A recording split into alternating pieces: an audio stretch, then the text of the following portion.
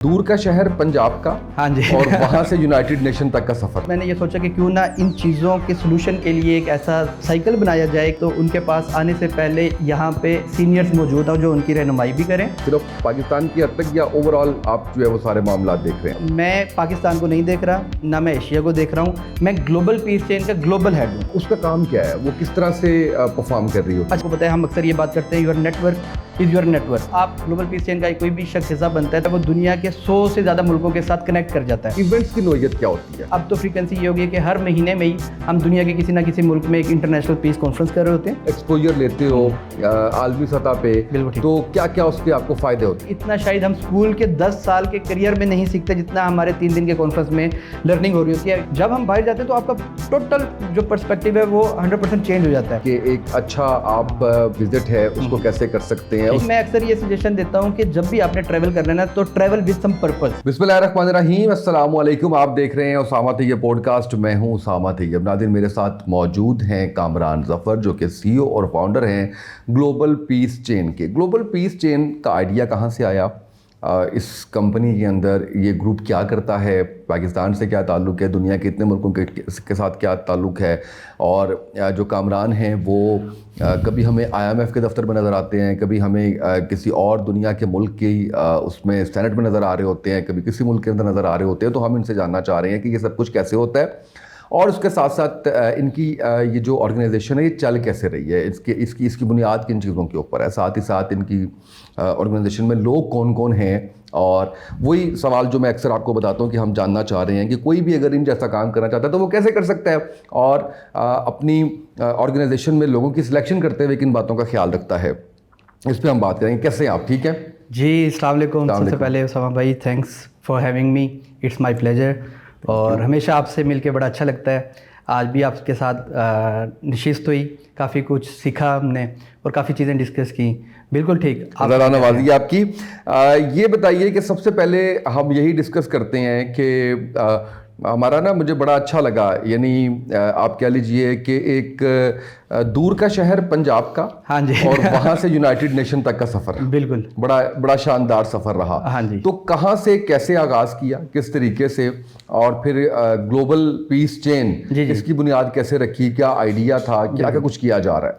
अच्छा उसामा भाई, ऐसा है कि पहले ग्लोबल पीस चेन से पहले, ग्लोबल पीस चेन जैसा कि नाम से ज़ाहिर है ये हमारी एक इंटरनेशनल मूवमेंट है और ग्लोबल लेवल पे इसका स्केल है। इससे पहले हमने पाकिस्तान लेवल पे और उससे भी पहले इलाकाई लेवल पे मैंने एक ऑर्गेनाइजेशन की बुनियाद रखी back in 2012 when I was a student of chemical engineering in Punjab university. तो वहाँ पे हम जब यूनिवर्सिटी में मेरा एडमिशन हो रहा था तो मैंने बहुत सी प्रॉब्लम्स फेस की। उन प्रॉब्लम्स के अंदर हॉस्टल अकोमोडेशन कह लें आप, डिग्री सिलेक्शन कह लें आप, यूनिवर्सिटी की सिलेक्शन कह लें, और एडमिशन लेने के हवाले से जो जो प्रॉब्लम्स आती हैं जो हमने फेस की।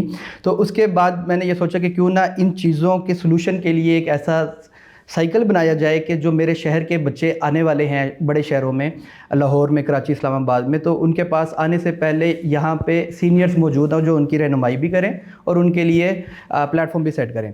तो उस आइडिया की बेस पे हमने एक ऑर्गेनाइजेशन बनाई with the name of Rahim Yar Khan professional society which turned into mentor amiable professional society back in 2012। तो उस ऑर्गेनाइजेशन के अंदर हमने विद इन 5 ईयर्स काफ़ी एक्टिविटीज़ की। इसके स्केल को नेशनलाइज़ किया, चाइल्ड लेबर के ऊपर हमने काम किया, एजुकेशन, क्वालिटी एजुकेशन के ऊपर हमने काम किया। जब ये सारा कुछ हम काम कर रहे थे, it was 100% voluntarily basis and we were a team of more than 1000 MAPSians across the country. तो बैक इन 2016 हमारे जो प्रेसिडेंट थे उस वक्त, जो आज भी मेरे को फाउंडर हैं ग्लोबल पीस चेन के और बड़े काबिल शख्स हैं, जैसे आपको मैंने बताया वो न्यूयॉर्क में स्टे करते हैं, Ahmad. He was president back in 2016 of MAPS and he was invited to join a particular event in United Nations headquarters in New York। तो जब वो वहाँ पे गए एक MAPS को रिप्रेजेंट करने एज अ पाकिस्तानी डेलीगेट के तौर पे, और वो एक इवेंट करके जब वापस आए हैं तो मैंने उनसे पूछा कि हाँ भाई क्या बना ना वहाँ पे, हमारी क्या स्टेटस है पाकिस्तानी लोगों का इंटरनेशनल फोरम पे। तो उसने कहा भाई कुछ भी नहीं, हम तालियां मार के वापस आ गए। तो हमने सोचा कि यार we are not that people के जो सिर्फ क्लैपिंग करके किसी भी इंटरनेशनल फोरम पे आ जाएं, बल्कि we should be the leader of the world.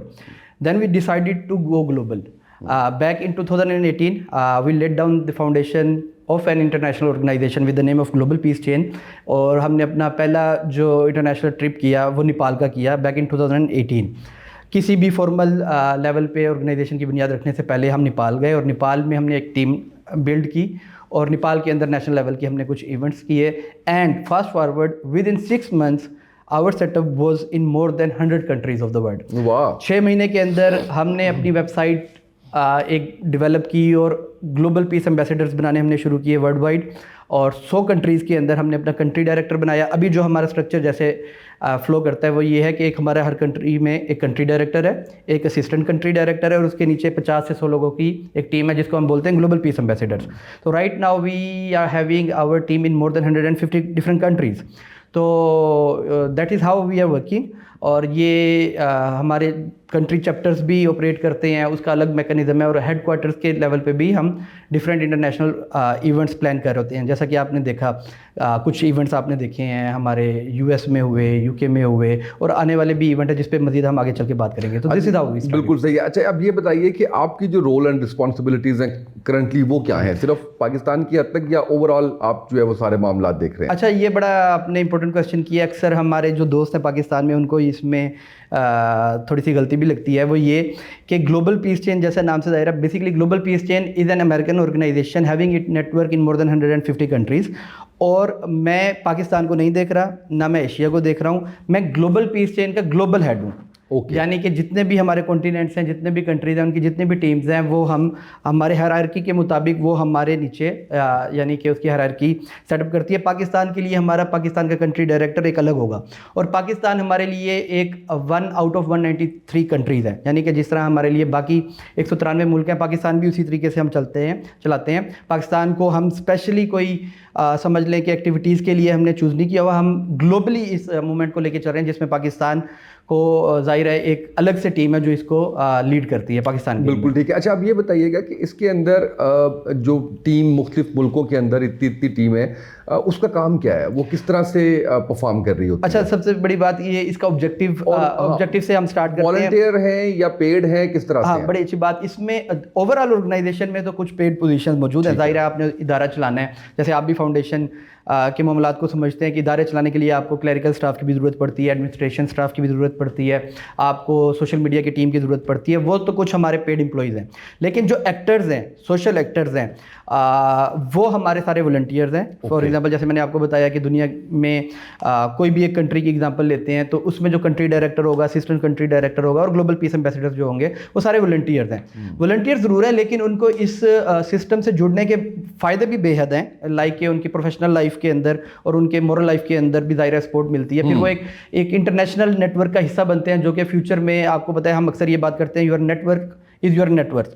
तो जब आप ग्लोबल पीस चेन का कोई भी शख्स हिस्सा बनता है, तो वो विद इन फ्यू मोमेंट्स जो है वो दुनिया के 100 से ज़्यादा मुल्कों के साथ कनेक्ट कर जाता है। फिर जाहिर है, फिर जितनी भी हमारी अपॉर्चुनिटीज़ आती हैं उसमें भी उनको एक्स्ट्रा माइलेज मिलती है। फिर हमारा अपना एक ऑपरेशन सिस्टम है, हम हर महीने एक best global piece ambassador announce करते हैं, दुनिया में वो कोई भी हो सकता है, बेस्ट कंट्री डायरेक्टर अनाउंस करते हैं, फिर उनको अवार्ड हम करते हैं अपने यूएसए के इवेंट पे। तो वो भी एक उनके लिए प्रिविलेज होता है कि वो हमारे इवेंट पे आके फुली फंडेड आके अपना एक इंटरनेशनल ट्रिप भी करते हैं, और जाहिर है उनको एक अवार्ड भी मिलता है, जो कि इनके लिए एक प्रिविलेज की बात होती है। बिल्कुल सही। अच्छा, अब ये बताइएगा मुझे कि इवेंट्स की नोयत क्या होती है? अच्छा, इसमें भी ये है कि हम इसको 2 तरीके से सेग्रीगेट कर लेते हैं। एक तो हमारी जो टीम्स है, लाइक के हम कहते हैं कि स्पेन की एक टीम है, अफ्रीका की, बुरुंडी की एक टीम है, युगांडा की एक टीम है, कीनिया की टीम है। तो एक तो ये कि जब हमारे कोई भी ग्लोबल पीस एम्बेसडर सेलेक्ट होता है, हम उसको 1 साल का करिकुलम ईमेल में भेजते हैं। एक ईमेल पे पूरा पैक जाता है, जिसके अंदर उसका आईडी कार्ड होता है, उसका सर्टिफिकेट होता है, वो वेबसाइट पे कहाँ पे उसका लिंक जनरेट हुआ है वो लिंक उसको दिया जाता है, और पूरा एक एक्टिविटी पैक, पूरे 1 साल उसने करना क्या है वो एक्टिविटीज़ भी उसको दी जाती हैं, जिसके 3 मरहले हैं। पहले वो अपने इंडिविजुअल लेवल पे हम एक पिटीशन बना रहे हैं, जो कि हम सिग्नेचर इकट्ठा कर रहे हैं पूरी दुनिया से, 1 मिलियन सिग्नेचर के नाम से, जो हमारी एक पिटीशन है peace by dialogue. because at Global Peace Chain we believe that a peace is a state of mind of an individual to accept other irrespective of their caste, color, race and to resolve the issues via dialogue. तो ये एक petition हम UN में submit करने जा रहे हैं, इसके लिए हम सिग्नेचर्स ले रहे हैं। तो 1 मिलियन सिग्नेचर हम इकट्ठे कर रहे हैं। पहली रिस्पॉन्सिबिलिटी तो एक ग्लोबल पीस एम्बेसडर की ये होती है कि वो एक हर शख्स 1000 सिग्नेचर इकट्ठा करता है अपनी कम्युनिटी से, नंबर 1। नंबर 2, जब वो ये वाला स्टेप फुलफिल कर लेगा तो फिर मुख्तलिफ ग्लोबल पीस एम्बेसडर उसके कंट्री के मिलके अपना कम्युनिटी बेस्ड कुछ इंगेजमेंट्स करते हैं पीस से रिलेटेड, वो उसको करिकुलम में दे दिया गया। फिर जब ये सारे ग्लोबल पीस एम्बेसडर्स अपनी रिस्पॉन्सिबिलिटी 1 साल की पूरी कर लेते हैं तो फिर उनकी रिस्पॉन्सिबिलिटी होती है कि उन्होंने नेशनल स्केल पे एक नेशनल पीस समिट के नाम से अपना एक प्रोग्राम करना है जिसमें नेशनल स्टेक होल्डर को इन्वॉल्व करना है। और जाहिर है हर कंट्रीज़ के आपको पता है कि डायनामिक्स डिफरेंट होते हैं।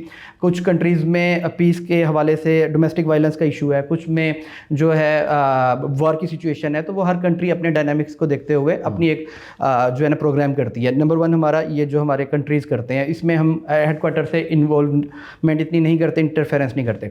अच्छा, जहाँ तक बात है हेडक्वार्टर्स की, जो हम कर रहे होते हैं, हम ये करते हैं कि तकरीबन अब तो फ्रीक्वेंसी ये होगी कि हर महीने में ही हम दुनिया के किसी ना किसी मुल्क में एक इंटरनेशनल पीस कॉन्फ्रेंस कर रहे होते हैं। उस कॉन्फ्रेंस के अंदर हम डिफरेंट स्टेक होल्डर्स इन्वॉल्व करते हैं। एक तो पूरी दुनिया से जो टॉप के लोग हैं, यूथ के लोग हैं, उनकी हम सिलेक्शन करते हैं, कुछ स्कॉलरशिप्स भी देते हैं, कुछ लोग सेल्फ फंडेड आते हैं। तो वो फॉर एग्जांपल जैसे अभी हम रिसेंटली एक इवेंट कंक्लूड करके आए हैं यूके के अंदर, उसमें 80 से ज़्यादा नेशनलिटीज़ के लोग थे उसमें, और उसके अंदर ब्यूरोक्रेसी के लोग थे, एम्बेसडर्स थे डिफरेंट कंट्रीज़ के, मीडिया के लोग थे। तो हम 3 से 4 दिन के अंदर जो करंट अफेयर्स है दुनिया के, जो हॉट टॉपिक्स हैं, उसके ऊपर डिस्कशन करते हैं और उसके ऊपर अपने जो यूथ क्या बिलीव करती है और यूथ क्या सोल्यूशन प्रपोज करती है उसके ऊपर हम 3 से 4 दिन बात करते हैं और एक रिपोर्ट बन के रेलिवेंट स्टेक होल्डर्स को हम वो भेज देते हैं। बिल्कुल ठीक है। अच्छा, नॉन प्रॉफिट ऑर्गेनाइजेशन है या प्रॉफिटेबल है? अच्छा, ये बिल्कुल नॉन प्रॉफिट ऑर्गेनाइजेशन है और इसको हम सोशल एंटरप्राइज के तौर पे डिफाइन करते हैं और 100% नॉन प्रॉफिटेबल है। आपको जैसे मैंने पहले भी शायद बताया हो कि हम खुद भी इससे अपना ब्रेड एंड बटर नहीं चला रहे। जाहिर है इसमें कुछ चीज़ें तो आ जाती हैं, हमारे ट्रैवल्स हैं, हमारे एडमिनिस्ट्रेशन कॉस्ट है, वो तो ऑर्गेनाइजेशन सस्टेनेबल मॉडल से उसको कवर कर लेती है। लेकिन उसके अलावा हम अपना बिजनेस करते हैं। मैं केमिकल इंजीनियर हूँ, 8 साल मैंने जॉब की है, अभी 2 साल से मैंने उसको छोड़ के अब कुछ बिजनेस इंपोर्ट एक्सपोर्ट का हम पाकिस्तान लेवल पे कर रहे हैं, तो वो लेके चल रहे हैं। ऑर्गेनाइजेशन इज़ 100% नॉन प्रॉफिटेबल और बट इसमें अच्छी चीज़ ये है कि ऑर्गेनाइजेशन इज़ 100% सेल्फ सस्टेनेबल। तो जो ऑपरेशंस के अपनी कॉस्ट है, हमारी टीम है, उनकी सैलरीज हैं, हमारे डायरेक्टर्स की कुछ रेम्यूनरेशंस हैं, जिसके अंदर आपकी ट्रैवलिंग कॉस्ट आती है, accommodation and all that should be covered by the organization itself. So we are good enough, our model is sustainable enough to support all these costs. अभी मुस्तकबिल करीब में कौन से इवेंट्स आने वाले हैं? अच्छा जी, अभी हमारा आज से कोई 20-22 दिन बाद ऑस्ट्रेलिया में एक इवेंट है जो कि which is scheduled to take place in University of Technology in Sydney. तो ऑस्ट्रेलिया का हमारा इवेंट है, वो हमारा इवेंट पीस कॉन्फ्रेंस से ज़रा सा मुख्तलिफ होता है। उसके अंदर हम यूथ एंड लीडरशिप के ऊपर एक ट्रेनिंग देते हैं, शॉर्ट सर्टिफिकेशन के तौर पे आप कह सकते हैं, जो रिसेंटली हमने इंपीरियल कॉलेज लंदन और कैम्ब्रिज यूनिवर्सिटी में कंक्लूड किया। कैम्ब्रिज यूनिवर्सिटी असल वाली की बात हो रही है। और उसके अलावा पाकिस्तान में आपने देखा होगा बहुत से कॉलेज भी कैम्ब्रिज कॉलेज के नाम से चल रहे होते हैं। तो यूनिवर्सिटी ऑफ कैम्ब्रिज में भी हम ये इवेंट होस्ट कर चुके हैं, ऑक्सफोर्ड यूनिवर्सिटी में भी कर चुके हैं, हार्वर्ड में भी कर चुके हैं, और अभी 24 नवंबर से हमारा यूनिवर्सिटी ऑफ टेक्नोलॉजी सिडनी जो है वहाँ पे एक इवेंट है और उसके लिए we are plan to move very soon इंशाल्लाह इन सिडनी। अच्छा, बाकी एक फॉर इंस्टेंस इवेंट अगर ऑस्ट्रेलिया में है तो बाकी मुल्कों से भी आपके इन्वेस्टर्स आते हैं या सिर्फ ऑस्ट्रेलिया के लोग ही वहाँ पे? अच्छा, बड़ा अच्छा सवाल आपने किया है। बिल्कुल 100% हम दुनिया में किसी भी कोने पे जब भी कोई इवेंट होस्ट कर रहे होंगे हेडक्वार्टर के लेवल पे, तो वो होस्ट कंट्री सिर्फ एक होस्ट कंट्री के तौर पे ही होगा। जो ऑडियंस है हमारी वो मोर और लेस हर इवेंट पे हमारे पास 80 कंट्री से लोग ट्रैवल करके आते हैं। ओके। यानी कि एक तो ये भी आप कह सकते हैं कि ऑस्ट्रेलिया के अंदर भी कुछ यूनिवर्सिटीज़ में लोग पढ़े होंगे, वो नहीं होते। अपने कंट्रीज से तकरीबन 80 से 90 मुल्कों के लोग जो है वो ट्रैवल करके पर्टिकुलरली हमारे इस इवेंट पे आते हैं। जाहिर है उसके लिए हम अपनी एक एप्लीकेशन पोर्टल भी ओपन करते हैं और फिर कुछ लोगों को हम स्कॉलरशिप भी देते हैं। तकरीबन 80 लोग अभी भी ऑस्ट्रेलिया के अंदर फ्री आ रहे हैं, यानी कि उनमें से 20 लोग ऐसे हैं कि जिनको हम एयर टिकट भी देंगे। कोई पाकिस्तान से जा रहा होगा, कोई यूएस से आ रहा होगा ऑस्ट्रेलिया के अंदर, कोई कनाडा से आ रहा होगा, कोई अफ्रीका से आ रहा होगा, तो इनकी रिटर्न एयर टिकट भी ऑर्गेनाइजेशन सपोर्ट करेगी। इनकी वहाँ पे 5 स्टार होटल में एकोमोडेशन, उनके मील्स और इनकी कॉन्फ्रेंस फीस वो 100% जो है ना ऑर्गेनाइजेशन उसको सपोर्ट करेगी। ये किन बुनियादों पे होता है? अच्छा, ये फिर जब बेसिकली ये तो अब इवेंट हमारा चूंकि मैच्योर हो गया, अब अगर हम अगले इवेंट की बात करें जो बुनियाद को भी हम उसमें डिस्कस कर सकते हैं। हम आज की डेट में ऑस्ट्रेलिया के अंदर फरवरी के मंथ में 2026 में एक और इवेंट हम अभी अनाउंस किया है हमने आज, वो होगा। तो अब होगा क्या, सिलेक्शन कैसे होगी कि अभी हमने एप्लीकेशन पोर्टल ओपन कर लिया, कोई भी शख्स हमारी वेबसाइट पे जाके उस पोर्टल में अप्लाई कर सकता है किसी भी दुनिया के किसी भी मुल्क से। Once they submit their application, तो एप्लीकेशन फॉर्म के अंदर हम 2 से 3 उनसे क्वेश्चन पूछते हैं कि आपकी बायोग्राफी क्या है, आप इस इवेंट पे क्यों आना चाहते हैं, इस इवेंट से आप क्या सीख लेंगे।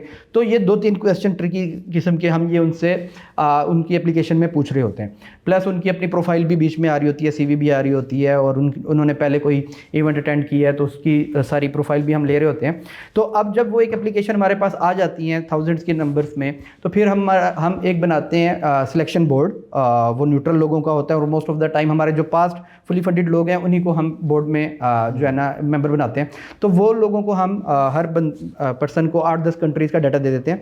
फिर उस एप्लीकेशन की बेस पे वो हर एप्लीकेशन को मार्क करते हैं। तो जो टॉप मार्क्स होल्डर शख्स होता है उसको हम फंड कर देते हैं। तो इसी तरह जो टॉप 20 आते हैं उनको फुली फंडेड दे देते हैं, और जो 21 से लेकर 80 नंबर तक रैंक किया तो उसको हम पार्शियल फंडेड दे देते हैं। और उसके बाद के कुछ लोग हैं वो सेल्फ फंडेड पे आते हैं। फिर कुछ लोग जो बिल्कुल ही यानी कि किसी क्राइटेरिया को मीट नहीं करते, वो रिफ्यूज़ भी हम करते हैं। तो ऐसा नहीं है कि कोई भी अप्लाई करेगा तो वो सिलेक्ट हो जाएगा। आप एक अच्छी एप्लीकेशन सबमिट करो, आपको पता है कि आप कहाँ पे जा रहे हो, उस ऑर्गेनाइजेशन में क्या चीज़ डिस्कस होने वाली है, उससे रेलिवेंट आपका कोई एक्सपीरियंस है तो भी, और अगर एक्सपीरियंस नहीं है तो उस पर्टिकुलर टॉपिक को लेके आपके फ्यूचर के क्या गोल्स हैं उसकी बेस पे जो है आप अप्लाई करते हो तो आपके चांसेस बढ़ते हैं। तो इस तरीके से हम सिलेक्ट करते हैं, और हम कोशिश ये करते हैं कि हर फंडेड सीट एक डिफरेंट कंट्री को मिले। फॉर एग्जांपल अगर 20 सीट्स हैं फुली फंडेड की तो 20 डिफरेंट कंट्रीज होंगे। वो 40 या 60 सीट्स हैं पार्शियल फंडेड की तो 60 डिफरेंट कंट्रीज होंगे।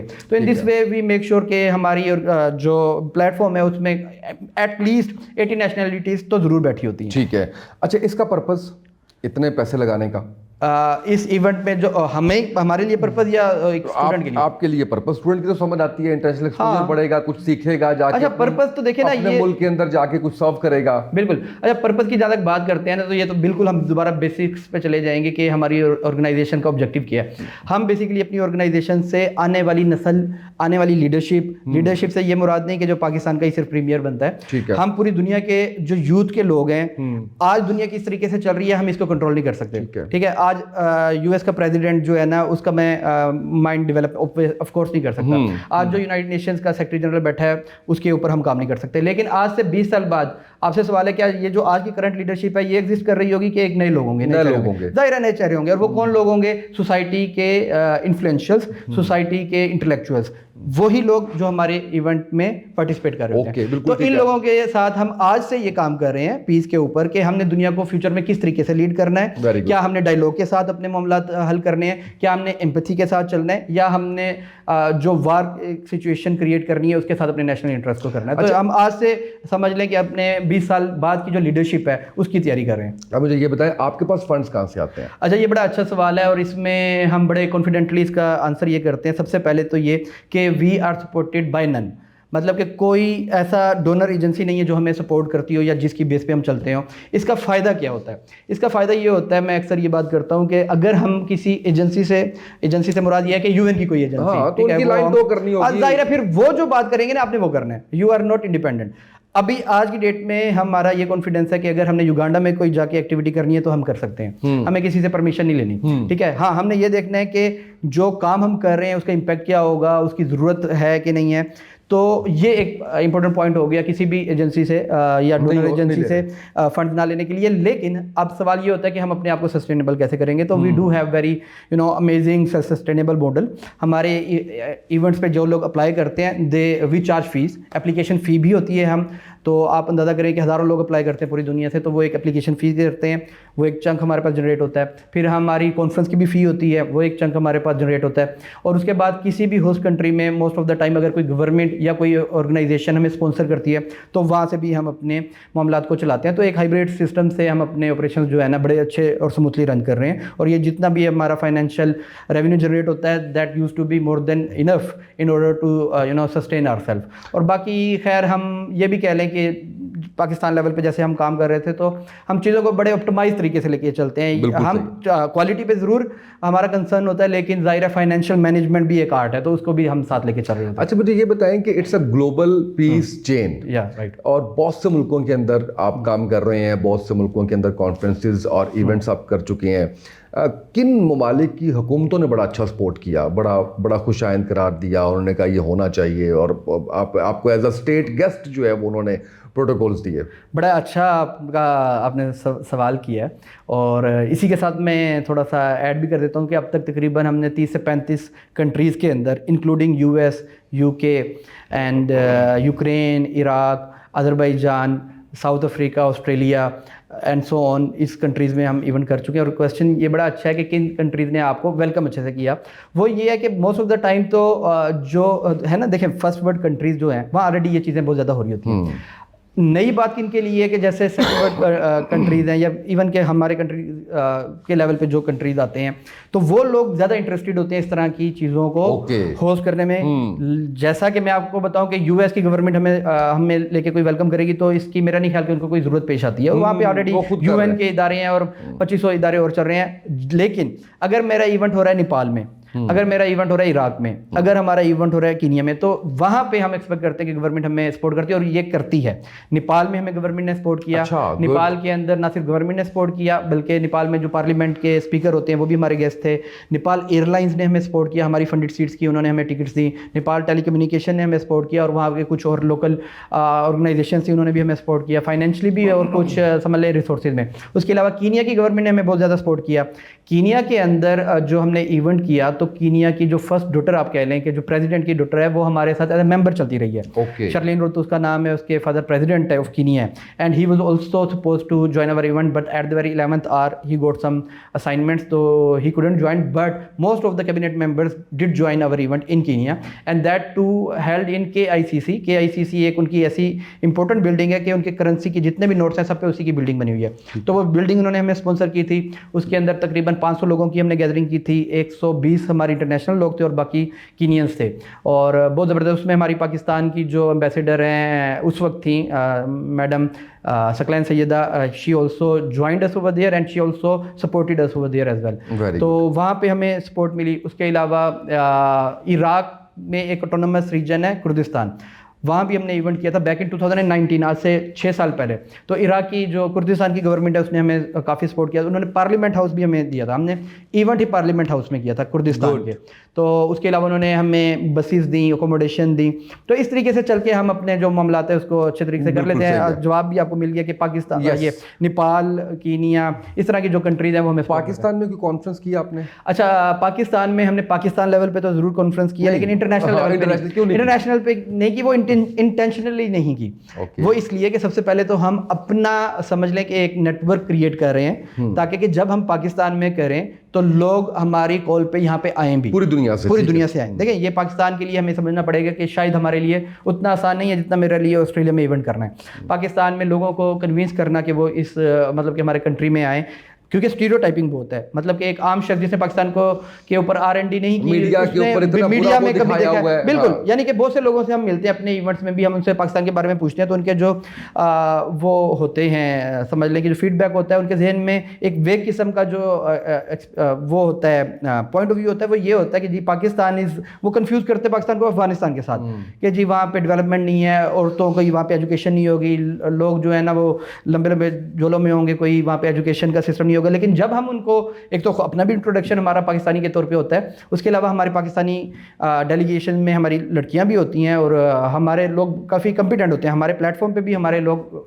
जो पाकिस्तानी डेलीगेशन है वो थोड़ा प्रोमिनेंट हमेशा होता है। तो वहाँ से हम उनके परसेप्शन चेंज कर रहे होते हैं, तो वो उनके लिए एक बहुत शॉकिंग ये रेवलेशन होती है कि यार पाकिस्तान को तो हम कुछ और समझते थे। फिर जब हम उनको अपनी तस्वीरें दिखाते हैं इस्लामाबाद की या नॉर्दर्न एरियाज़ की, तो दे यूज टू शॉक कि ये कैसे हो सकता है, हमने तो पाकिस्तान को कुछ और समझा था। तो खैर वो चीज़ हम कर रहे हैं कि हम अपना नेटवर्क ऐसा बिल्ड कर रहे हैं कि जब हम पाकिस्तान में करें तो लोग विदाउट एनी हेजिटेशन आएँ। और पाकिस्तान में हम ये प्लान कर रहे हैं कि जब भी पाकिस्तान में हम इवेंट करें तो एक बड़े स्केल का इवेंट करें, and with the collaboration of state of Pakistan करें। और उसके लिए हमारी कुछ मीटिंग्स हो भी चुकी हैं, और शायद हम फ्यूचर में, आपको नज़र भी आ रहा होगा कि पाकिस्तान के अंदर शायद आप 1000 इंटरनेशनल यूथ के लोगों को आप देखेंगे इंशाल्लाह। और वो भी आप देखेंगे किसी सरकारी बड़ी इंपॉर्टेंट बिल्डिंग के अंदर, जहाँ पे हमारी कोशिश है कि प्राइम मिनिस्टर हमारी ओपनिंग स्पीच दे रहा हूँ और प्रेसिडेंट हमारी क्लोजिंग स्पीच दे रहे हो, तो वो ऑलरेडी उसके ऊपर वर्किंग हो रही है। लेकिन वो चूंकि हम पाकिस्तान से बिलोंग करते हैं तो हम ये समझते हैं कि हमारा राइट बनता है कि पाकिस्तान का जो इवेंट हम करें वो एक सिग्नेचर इवेंट बने।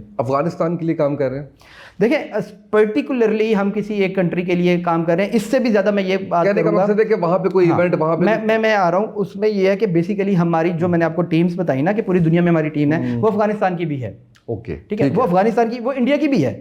ठीक है, वो आपके आर्मीनिया की भी है, जिसके साथ पाकिस्तान के, आपको पता है पहले आर्मीनिया के साथ डिप्लोमेटिक टाइज नहीं थे, आज हैं। अभी ये इसी लास्ट मंथ में हमारे इस्टेब्लिश हुए हैं। हमारी जो टीम है हर कंट्री के अंदर मौजूद है और उस कंट्री के डायनामिक्स के ऊपर अवेलेबल रिसोर्सेज के अंदर रहते हुए, हालात को देखते हुए वो अपने जो इवेंट्स हैं उनको प्लान करती है। और ज़ाहिर है अफगानिस्तान के लोगों को हम स्पेशली अपने इवेंट पे इनवाइट भी करते हैं। फुल्ली या पार्शल फंडेड सीट्स में अक्सर हमारे अफगानी लोग होते हैं और उनके साथ भी हमारी पीस से रिलेटेड चीज़ों के ऊपर डिस्कशन हो रही होती है। अच्छा, लेकिन पर्टिकुलरली अफगानिस्तान में एक ग्लोबल पीस समिट करना, इसके ऊपर अभी तक कोई काम नहीं है। अच्छा, ये बताएं कि ये सिर्फ कॉन्फ्रेंसेस या इवेंट्स की हद तक है या लोग जो है वो दूसरे कंट्रीज में कोई और रोल प्ले करने के लिए भी, जैसे आपने फुली फंडेड बुलवा लिया किसी को तो 3 दिन का 4 दिन का इवेंट है, दैट्स इट, उसके बाद खत्म। अच्छा, ये इसका जवाब एक तरह से पहले भी हमने डिस्कस किया कि हम एक इवेंट तो ऑर्गेनाइज करते हैं, वो हमारी ऑर्गेनाइजेशन का एक पार्ट है। और अगर मैं उसको परसेंटेज में बताऊं तो शायद वो हमारी ऑर्गेनाइजेशन का 10% ये पार्ट है कि हमने इंटरनेशनल इवेंट करना है। 90% हम एक ऑर्गेनाइजेशन है। सबसे पहले ये समझना है हमने कि हम एक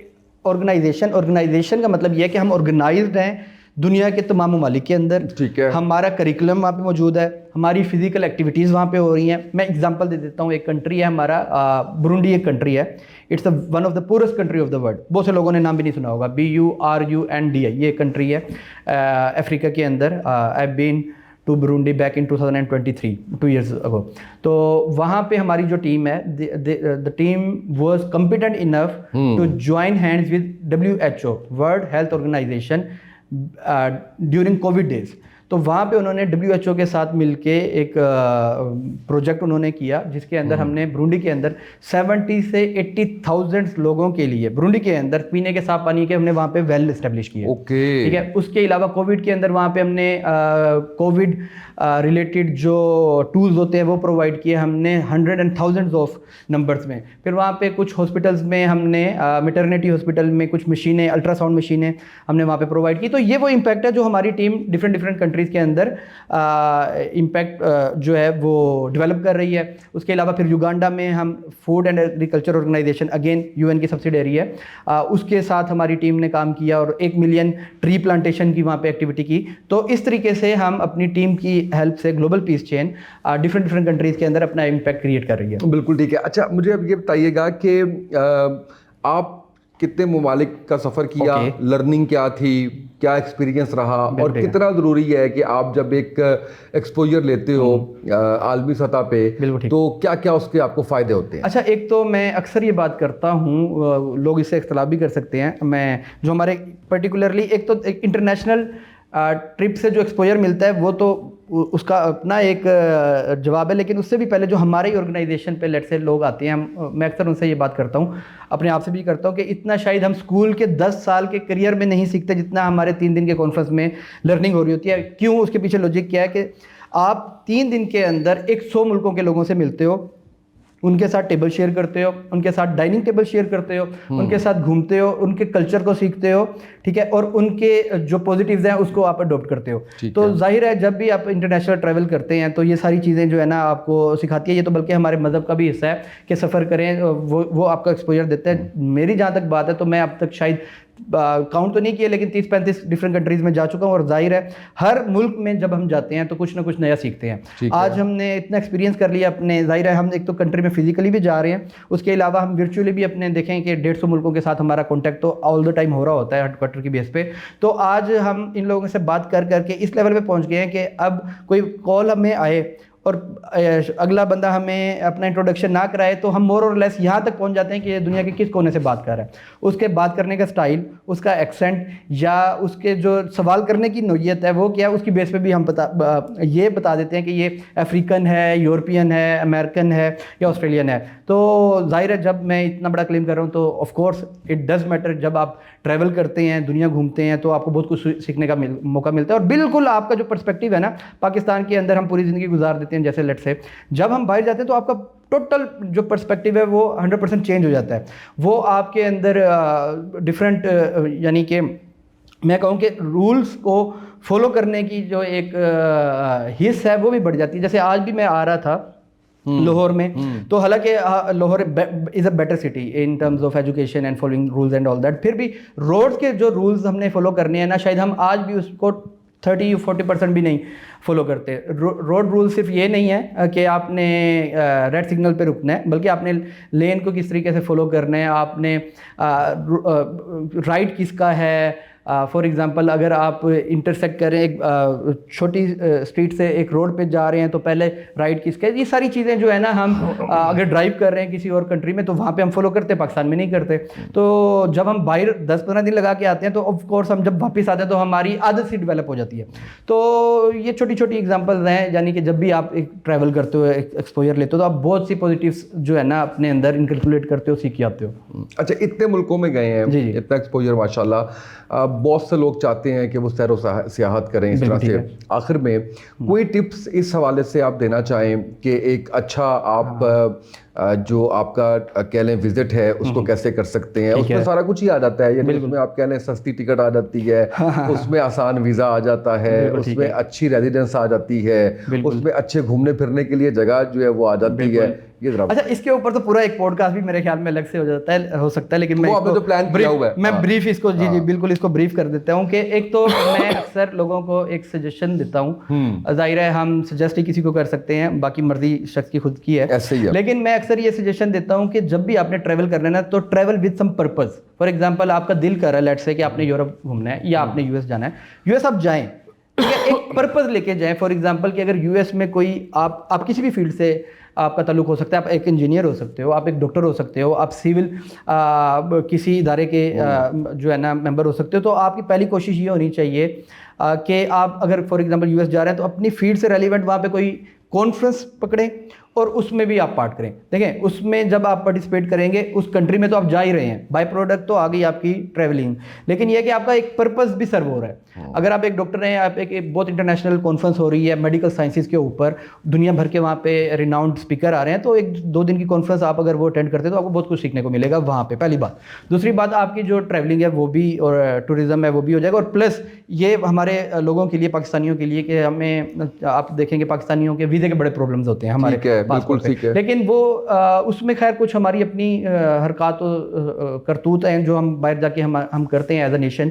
लेकिन उसके अलावा ये है कि हमें अपनी वीज़ा एप्लीकेशन भी सही तरीके से सबमिट करनी चाहिए। फॉर एग्जांपल अगर मैं यूएस जा रहा हूँ और विदाउट एनी पर्पस जा रहा हूँ और मैं कह रहा हूँ कि जी मैं टूरिस्ट एज अ टूरिस्ट जा रहा हूँ, अच्छा, अब वीज़ा ऑफिसर देखता है जी आप एज अ टूरिस्ट यूएस जा रहे हो, जबकि आप ये आज तक ज़िंदगी में दुबई तक गए नहीं हो, यानी कि आपकी कोई हिस्ट्री नहीं है।